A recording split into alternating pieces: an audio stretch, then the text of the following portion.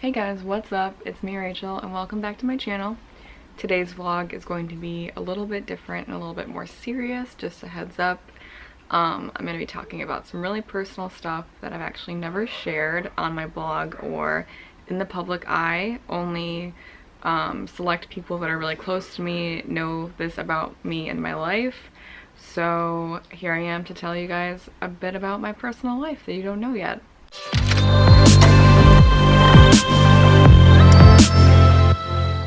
And I just felt like it could help some of you guys that might be experiencing similar things or dealing with the same thing.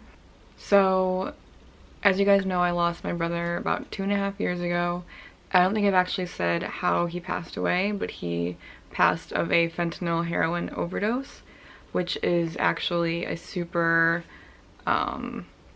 common thing right now. Like, a lot of people are passing away from an opioid overdose in our country and around the world. It's like a huge epidemic and a huge problem right now. And my brother struggled with addiction pretty much since he was in college, and he was 34 when he passed away.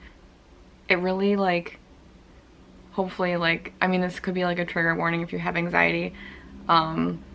Just giving you guys a heads up, I have anxiety, and it's gotten so much worse since losing my brother, since he was only 34 and I'm 30 now. So thinking about him passing away only 4 years from my age is really crazy, and it really messes with me.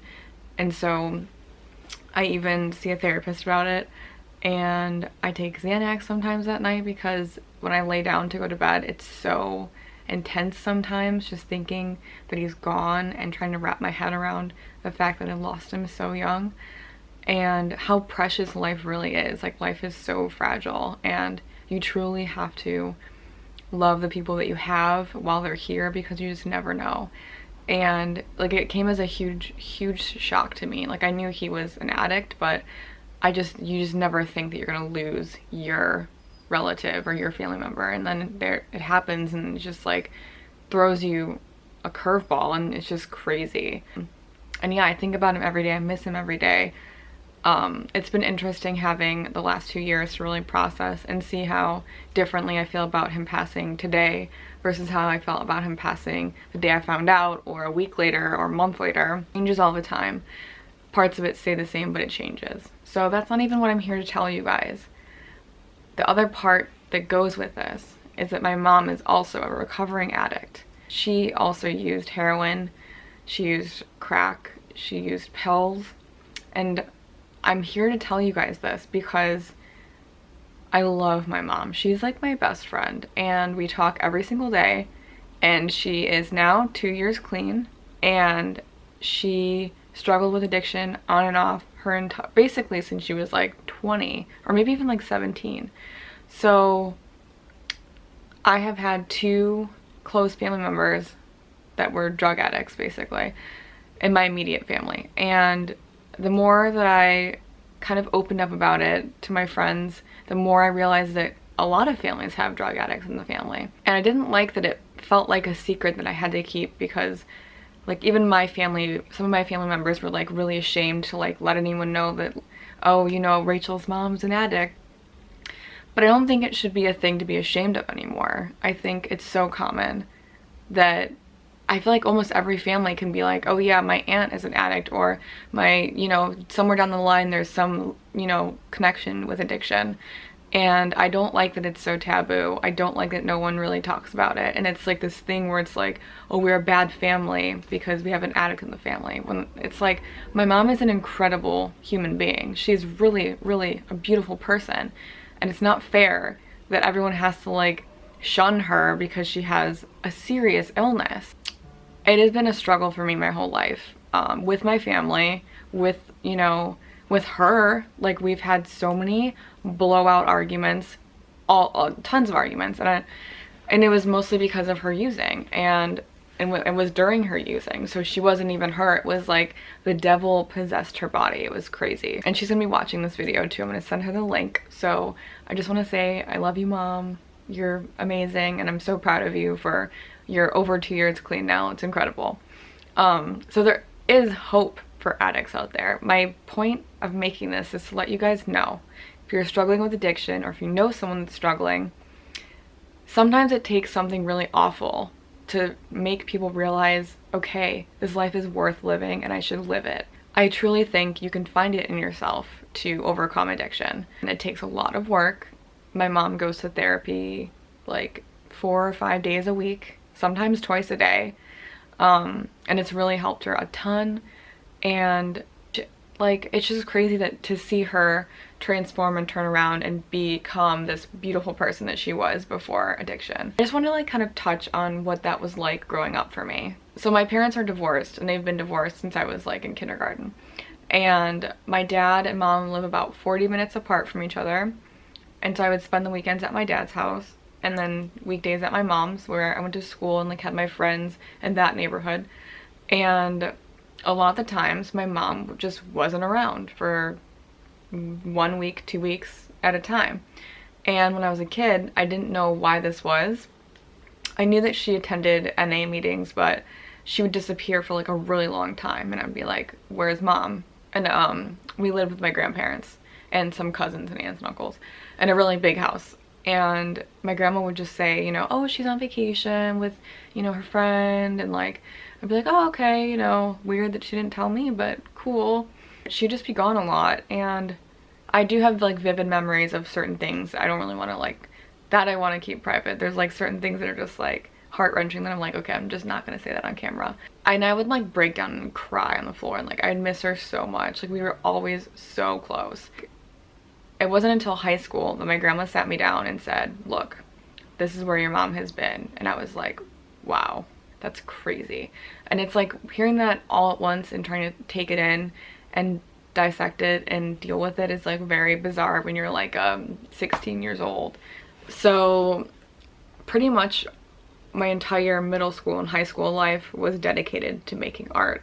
I just lost myself in my computer and graphics and painting and drawing, and I just played sports and immersed myself as much as I could to keep my mind off of that part of my life. And honestly, it's why I'm here today. I wouldn't be vlogging, I wouldn't be making this vlog right now, I wouldn't be posting photos on Instagram, honestly, if it wasn't for all these things happening in my life. And yeah, they're very tragic, very sad things, but sometimes it helps you grow as a person.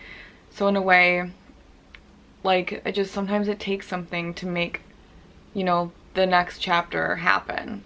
And then like on top of her dealing with addiction, she has to deal with losing a child to addiction, which is like a whole like twisted thing in itself. And there's a lot of guilt there, and there's a lot of, you know, I don't know, it's such a complicated scenario. Like drugs just make things so complicated. But yeah, sorry, I'm probably gonna go in a lot of circles when I'm talking here because I have so many thoughts that I want to tell you guys. But I'm gonna be making a video with my mom, and I want you guys to ask any questions you have about addiction or getting clean or my mom's journey or my personal life in regards to that. And we'll come on here, and next time I see her, and we'll make a vlog together answering some questions. But yeah, it was a really tough thing to deal with. But I think it's important that I still love my mom because she's my mom, and I still love my brother because he is my brother. And I don't think it's right to kick a family member out and say, I don't like you anymore because you have a problem. That's just my personal opinion, and sometimes the situation is just too severe, and when it starts to hurt people in a certain way and harm them and their well-being, then I think there are times when you definitely cut the person out of your life. But in my circumstances, my mom stayed around the family, so I think was good. I mean, it's hard to say if we would have cut her out, if she would have gotten clean sooner, or if it would have been worse. Like, I could have lost my mom and my brother. That's like one of the deepest things that I have in my life, one of the biggest sores I have that I've never expressed publicly to you guys. But I've actually had a few of my followers DM me that are also facing addiction struggles, so I wanted you guys to know that you guys can feel free to reach out to me anytime. I'm never gonna post, you know, your username anywhere, talk about your personal stuff anywhere, but I would just love to be there for you guys because it's such a topic that I'm well versed in. Like, it'd be cool to even try to counsel one day on addiction, and I just want to be here for you guys because I feel strong about it. Like I can talk about it even though it makes me like sad. I can still really talk about it like I'm doing right now without getting upset. And I just want to help bring positivity and light on this subject. Like, it shouldn't be so taboo. Addiction should be something that we can talk about because talking about it gets us closer to answers. Art just like saved me basically. I'm just so glad that my mom is clean now. It makes me so happy. That was kind of deep, but I don't know, it's just weird. It's like one of those things that hurt me a lot, but I'm so okay talking about it. Definitely wouldn't have been as okay talking about it closer to when I lost my brother, but we're 2.5 years past, so I feel like it's a better time to talk about it now that I've processed some feelings. If you ever feel really sad when you go to bed, you're not alone, because I feel sad pretty much every single night when I go to bed. So I try to watch like a funny movie or something, but it's been really hard losing Chris, and he was my only sibling, and he was who I grew up with and shared tons of interests with. I listen to his voicemail that I saved all the time and miss him. So, you know, if you can talk to the person that you love that might be struggling with addiction, try to talk to them as much as you can. And that's the reason why I'm really grateful that I didn't push them out of my life, because if I hadn't talked to my brother when he passed, I would have felt a lot of regret. But I actually talked to him the day before he passed, so I feel like really proud that I didn't push him away. It's something that I don't have to like worry about. It's like I was as close to him as I could possibly be. I plan to be that way with my mom, and I'm sure she's gonna keep up this amazing clean streak that she's got going on. So yeah, let me know if you guys have any questions, and that is today's vlog. Love you guys.